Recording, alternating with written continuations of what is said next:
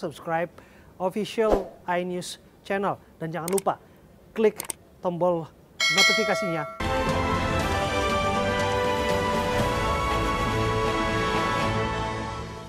Pasar tradisional campur darat Kecamatan Campur Darat Tulung Agung, Jawa Timur terbakar. 300 lebih lapak pedagang ludes dilahap api. 4 unit mobil pemadam kebakaran dari Tulung Agung dan Trenggalek diterjunkan ke lokasi kejadian untuk memadamkan api.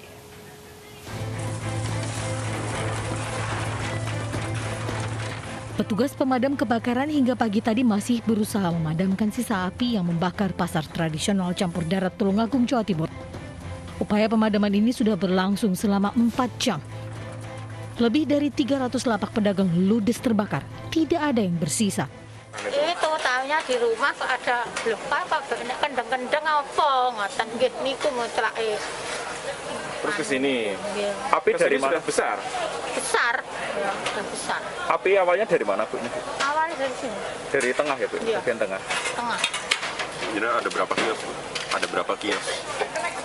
1, 2 di sana tapi enggak kena sing 2 itu. Yang 1 yang kebakaran. Iya. Api yang membakar pasar tradisional Campur Darat membuat petugas kewalahan saat memadamkan api. Petugas terpaksa meminta bantuan mobil pemadam kebakaran dari Kabupaten Trenggalek.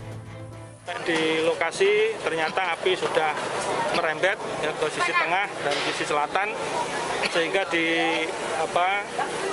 dimungkinkan kami dari Tulung Agung sendiri tidak memungkinkan karena memang pasar ini cepat sekali merembet.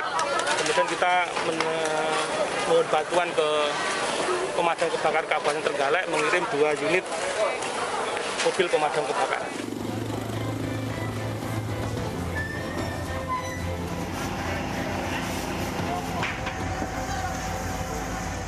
Kebakaran terjadi dini hari tadi. Api diduga berasal dari hubungan arus pendek listrik di salah satu lapak pedagang.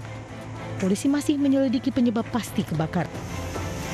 Dari Tulung Agung, Jawa Timur, Anang Agus Faisal, iNews melaporkan. Sebuah toko plastik di Jalan Pringading, Semarang ludes terbakar pagi tadi. Pemilik toko meninggal karena terperangkap di dalam toko yang dijadikan tempat tinggal. Sebuah toko plastik di Jalan Pringgading, Semarang pagi tadi terbakar. Api membakar seluruh bagian toko berlantai 2 tersebut.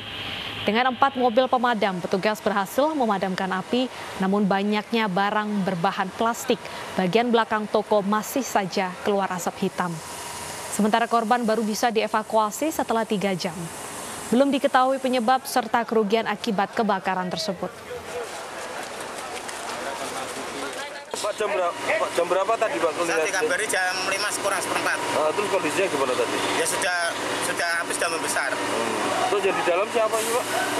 Bosnya Ibu Erni.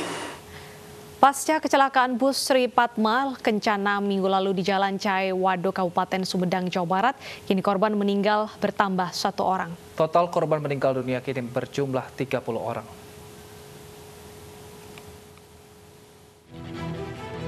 Korban kecelakaan maut bus Sri Padma bertambah 1 dari sebelumnya 29 orang, kini menjadi 30 orang. Korban meninggal dunia yakni Suherman berusia 51 tahun yang merupakan warga Pasir Lajah, Paku Haji, Subang, Jawa Barat. Korban yang sedang dalam perawatan di ruang ICU meninggal pada pukul 2 dini hari. Korban meninggal akibat benturan pada rongga dada dan bagian kepala. Multiple injury ya, jadi banyak sekali cedera kepala, kemudian dada dan sebagainya. Sehingga dari awal memang tingkat kesadarannya semakin menurun. Sementara korban luka-luka berjumlah 35 orang, 29 sudah dipulangkan, sementara 6 orang masih dalam perawatan intensif, termasuk seorang anak berusia 3 tahun. Keluarga pun berharap kondisi korban luka segera membaik dan bisa segera keluar dari rumah sakit. Sekarang gimana? Belum sadar tapi udah membuka mata. Ibu Ramanah, ada buminya? Ibu udah berapa lama nunggu di sini, Bu? Kecelakaan maut yang menewaskan 30 orang ini terjadi di Turunan Cai, Desa Sukajadi, Sumedang, Jawa Barat pada Rabu 10 Maret lalu.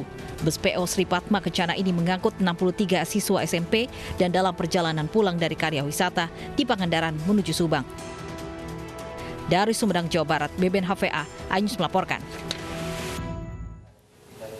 Pemirsa, jajaran Korlantas Polri bersama Ditlantas Polda Metro Jaya menggelar olah TKP tabrak lari pesepeda di bundaran Hotel Indonesia. Olah TKP digelar untuk melengkapi berkas penyidikan tabrak lari.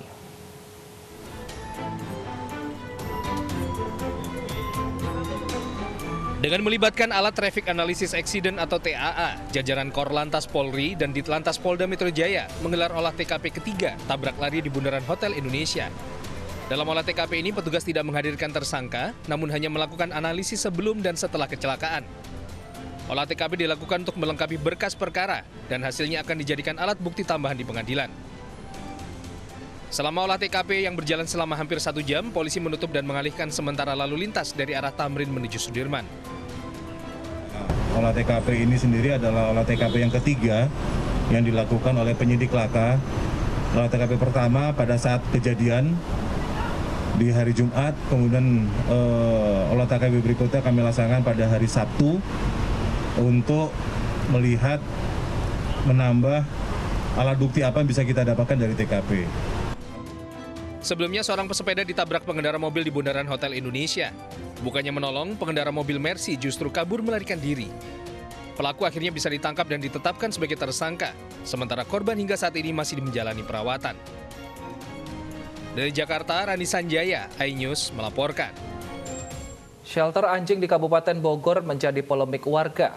Warga merasa terganggu dan dinilai hal ini bisa membahayakan kesehatan.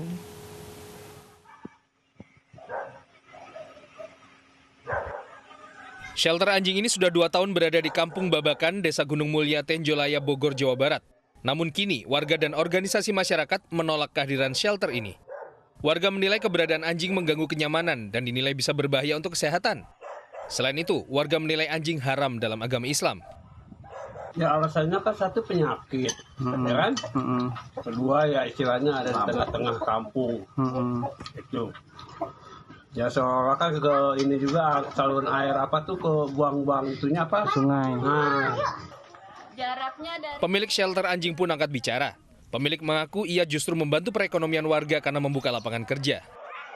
Karena saya bukan shelter atau tempat penampungan yang memang selalu buat nampung. Jadi ini saya personal yang dimana kemanusiaan yang hati saya tuh digerakkan, bukan saya menggerakkan tapi Allah ya yang menggerakkan saya untuk menolong.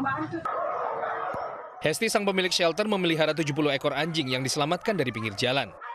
Dari Bogor, Jawa Barat, Wildan Hidayat, iNews melaporkan.